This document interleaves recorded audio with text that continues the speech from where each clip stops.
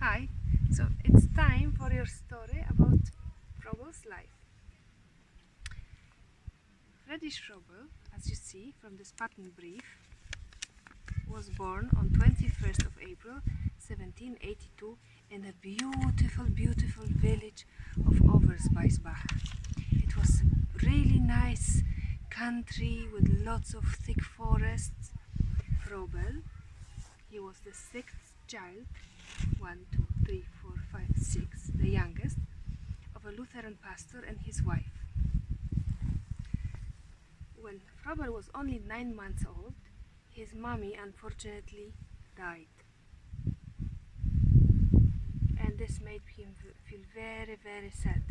His daddy was very busy working.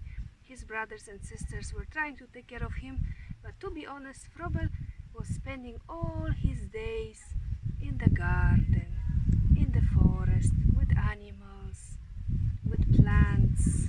He was looking at the sky, looking at the nature, and this is where he felt the best. Also, his daddy decided to send him to a school for girls. So Froebel was a little bit sad, but also a little bit happy because the girls show him the soft side of nature. So he said that the contact with girls, it opened my life to the nature. I love nature. The girls were very religious, very good, kind, so it all made him a little bit different. It influenced his life. So while he was here playing with the flowers and birds and animals, spending a lot of time in forest, Daddy decided that Froebel could go and live with his uncle, Herr Hoffmann. And when he moved to the uncle Herr Hoffmann, he could also go to school for boys. That was also very good for Froebel.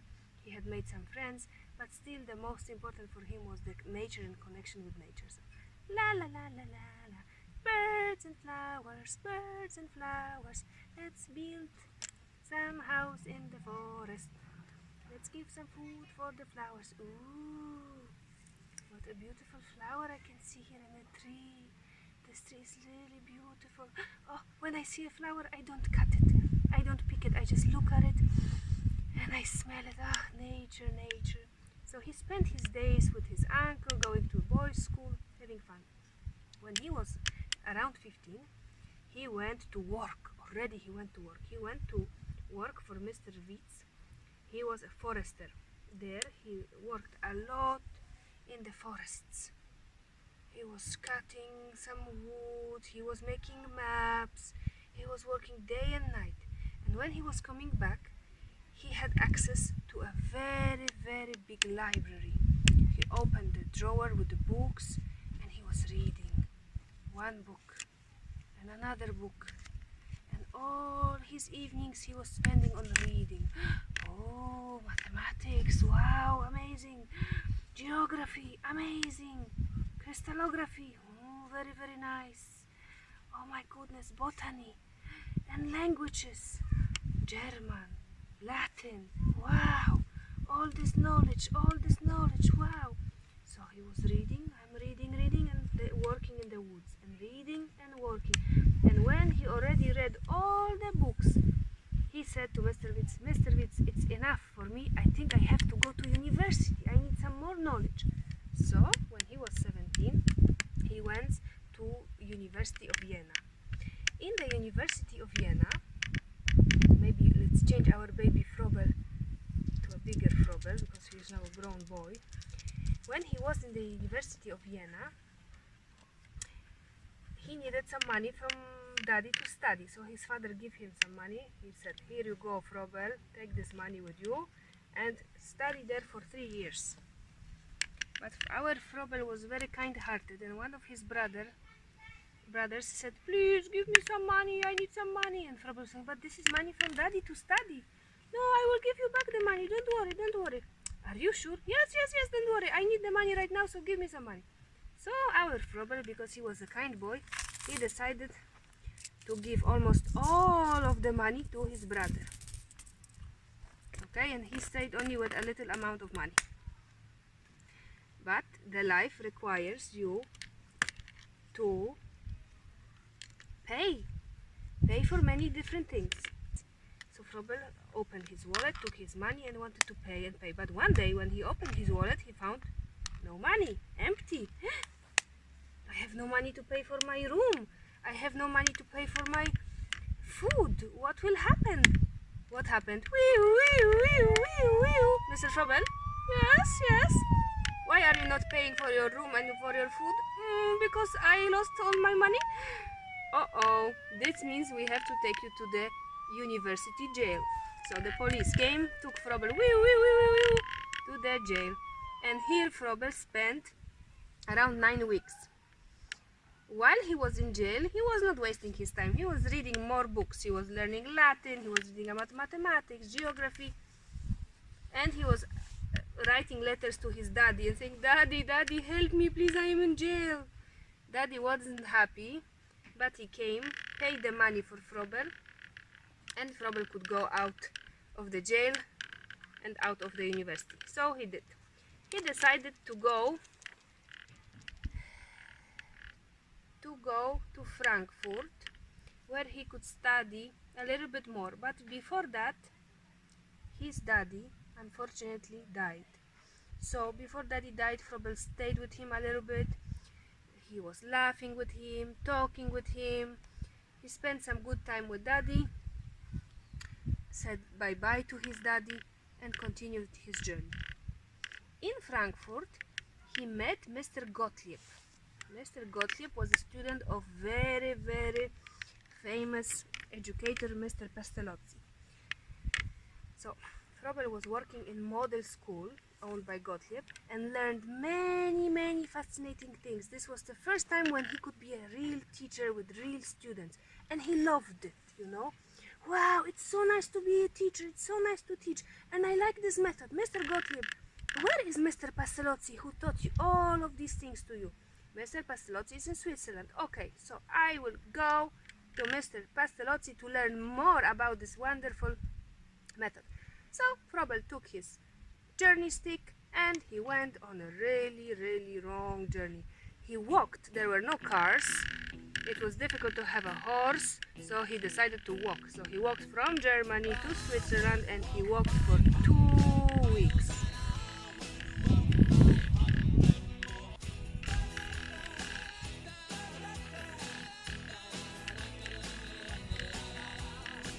After 2 weeks, he arrived at Switzerland, Yevden, city of Yevden, and he met Mr. Pestalozzi. Pestalozzi was an educator and he had his own school. This school was very different than all other schools because his friends and students, they could learn and discover through experience. Nature walks were very important for Pestalozzi, all connected to nature and 5 senses. Froebel, of course, observed everything. He did not agree or like everything, but he learned from everything he could.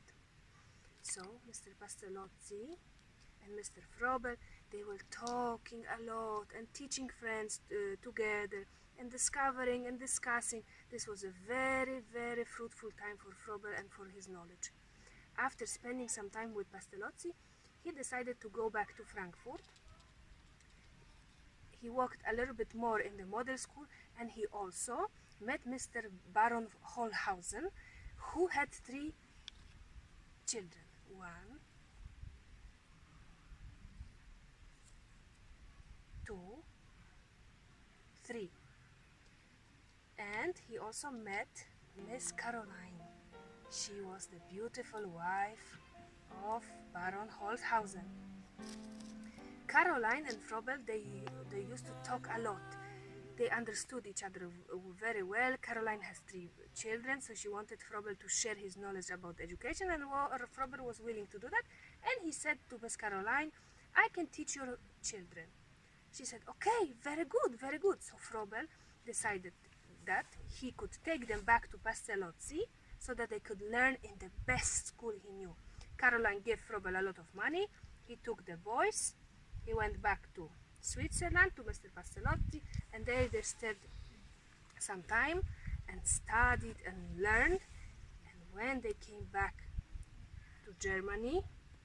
They also stayed in a beautiful, beautiful village, countryside, where together they were working in the garden. They were working in the nature with animals, with plants. This was a really beautiful time during which Froebel figured out many, many of our occupations and gifts and activities that we do every day at school.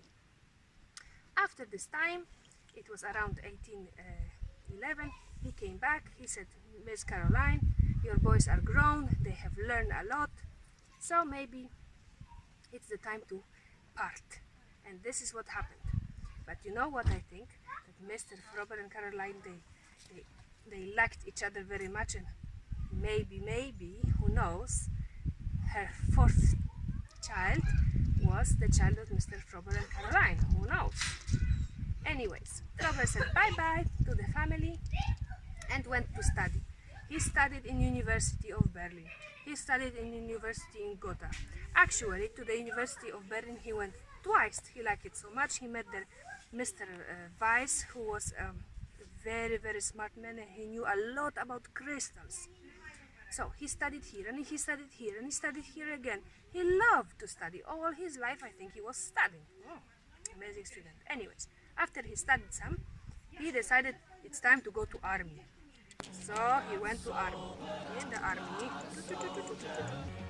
he met his best friends. He met Mr. Langenhall and he met Mr. Biddendorf. These two became his best friends and also teachers in his school. Every evening they were sitting together by the bonfire and they were discussing things of nature and philosophy. All the great ideas they had about education and working with children, they discussed with each other in front of this beautiful warm fire, just like we do in Forest Academy. After the war has finished, after war, Froebel went once more to the university. And after he finally finished that university, he decided to open his own school. One of the factors that helped him make this decision were 5 children of his brother, who unfortunately died, and he left the boys alone. So with these 5 nephews, Froebel and his 2 friends, Langenhall and Middendorf, decided to move to village of Greisheim and opened a school. This first school was called, very long name, Universal German Educational Institution. There they were learning, they were having fun, but they didn't like the place so much, so after some time they moved to city of Kilau. Oh, they took the name, they took the activities, they went to Kilau, and in Kilau they had lessons. Middendorf, Langenhall, Froebel, and the students.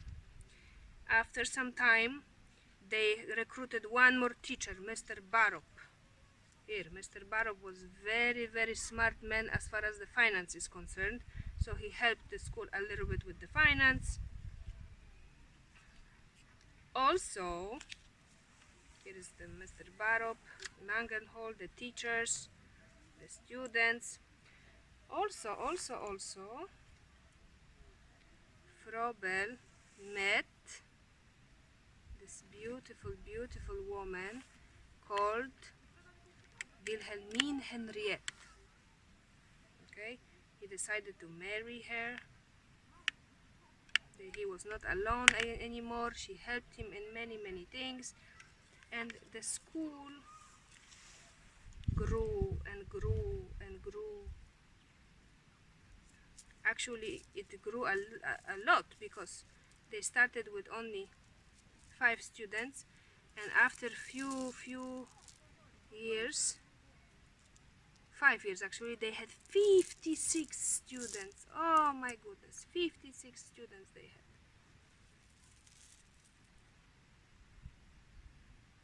In the meantime, when the school was growing, Froebel and Wilhelmine decided to go to Switzerland, again to a city called Wilsau, where they worked with children in orphanage. They actually managed to work in 3 other places and open 3 other schools, and they were gaining knowledge. But Wilhelmine started to be sick. The Switzerland air was very sharp. Even though Froebel was doing great over there, they couldn't stay there for a long time because his wife was sick. So Froebel and Wilhelmine left all the new schools they opened and decided to go back to Germany. They felt the best in the Germany and they wanted to have their own school in the Germany. So they decided to come back. When they came back, they said, "Hey Barop, hey Langenthal, hey Middendorf, is it time to open the school now for young children, for kindergarten age children?" Barop said, maybe it's a good idea, but not here, Froebel. You have to find another place. Froebel was thinking, where could I find? Hey, maybe you can open school in Bad Blankenburg. It's a really beautiful place. Nature, open space, craftsmen will make gifts and occupation for you. Great idea, let's do it. And while they were moving to Bad Blankenburg to open their own school for young children, Wilhelmine got very, very sick and also unfortunately died. So Froebel was quite sad, but he didn't give up. And he decided to work on his school that at the time was called Play and Activity Institute. He didn't have a good name for it yet. So one day when he went for a walk to the mountains, he was looking at the sky and looking at the mountains. He was thinking, what should be the name of my newborn? This is how he was calling his new school. This was like a baby for him, very, very precious thing. And while he was looking at the sky and at the mountains, he said, Eureka! I have it! Kindergarten shall be the name of my new institution. And so it was. He called his institution Kindergarten. And this is why now our schools for young children are called kindergartens. So, with him in the kindergarten, there were many students. Many kindergartens opened all over Germany. While he was working hard, he met Miss Levine, who became also his wife. He was publishing many, many books about gifts, about occupations, about activities, about songs, all the books and poems and songs that you use every day in your school. But somebody was not happy with this education. Somebody who was called Perusian government did not want children to be happy and free. He wanted everybody just to sit at the table in front of a desk and use books in dark and boring classrooms. And he said, no, we have to close all the kindergartens. I want all the kindergartens in Germany to be closed. And so he did. He closed all the kindergartens in Germany. This was a very, very sad time for Langenthal, for Barop, for Middendorf, and for Froebel himself. He moved away from Bad Blankenburg to a big, big castle in Marienthal. And he stayed there. He stayed there as long as he died. And he died in 1856 on 21st of June. When Froebel died, all the people he met in his life, they did not give up. They continued talking about kindergartens. They continued spreading the good information and the good influences about kindergartens. And after some time, all the kindergartens in Germany were opened again, and they stay open till now. This was a short story about Mr. Froebel and his life.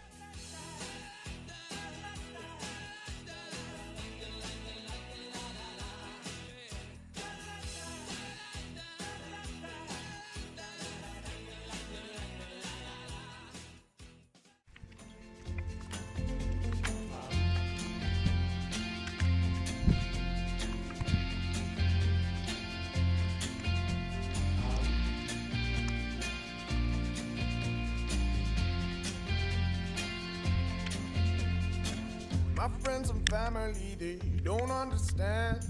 They fear they'll lose so much if you take my hand, but for you, ooh, I do see.